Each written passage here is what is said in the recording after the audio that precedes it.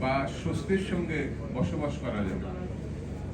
মানুষ একটি নির্বাচনের মধ্যে দিয়ে তার পছন্দের প্রার্থীকে বেছে নিতে পারে।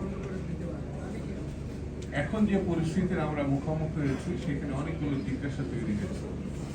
যে জিজ্ঞাসাগুলো হচ্ছে, একটা পন্থী যারা নির্বাচন প্রত্যাশা করছে তাদেরকে এক ধরনের গণতন্ত্রের শত্রু হিসাবে আখ্যায়িত করার চেষ্টা করা হয়েছে।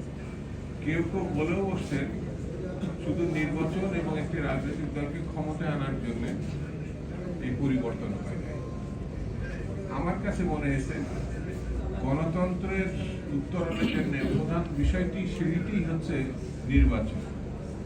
শেখ হাসিনা নির্বাচনে শুধু বিরোধিতা করেন, নির্বাচনের নামে তামাশা করে, আর এখন সেই নির্বাচনকে আমরা সরাসরি বিরোধিতা করছি।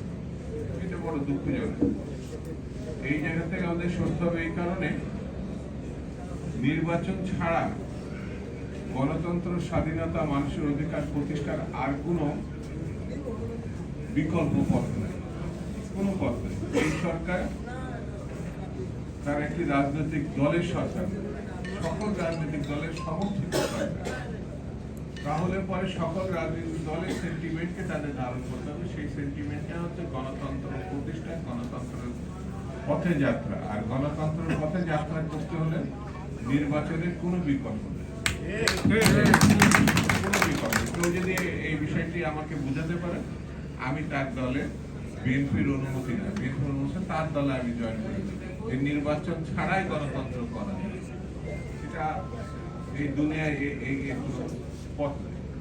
দ্বিতীয় পথ হচ্ছে ৭২-৭৫ যে সরকারটা ছিল সে সময় দুর্ভিক্ষ হয়েছিল, খুন খারাপি হয়েছিল, লক্ষ লক্ষ মানুষ বিপদগ্রস্ত হয়েছিল। কিন্তু সেই সরকারের মানে ৭৫-এর ১৫ আগস্টের পরিবর্তনের পরে সেই জিয়া রহমান প্রমাণ করেছিলেন জিনিসপত্রের দাম কিভাবে কমাতে হয়। দুর্ভিক্ষ এড়িয়ে বিদেশের চাল রপ্তানির মতো পরিস্থিতি সেই জিয়া রহমান কৃষকদেরকে সেই পথ দেখিয়েছিলেন।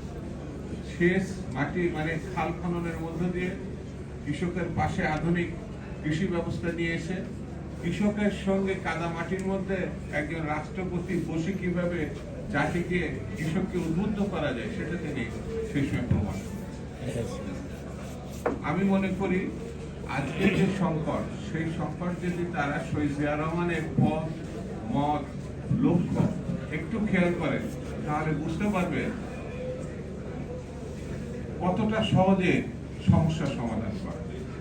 তারপরেও যদি আপনারা মনে করেন পথ খুঁজে পাচ্ছেন না, তাহলে ৩১ দফা বিএনপি সহ অন্যান্য রাজনৈতিক দল যেটা দিয়েছে সংস্কারের প্রশ্ন, সেই দিকে তাহলে দেখবেন কত সহজে আমরা এই সংকটকে আমরা মোকাবেলা করতে। আমাদের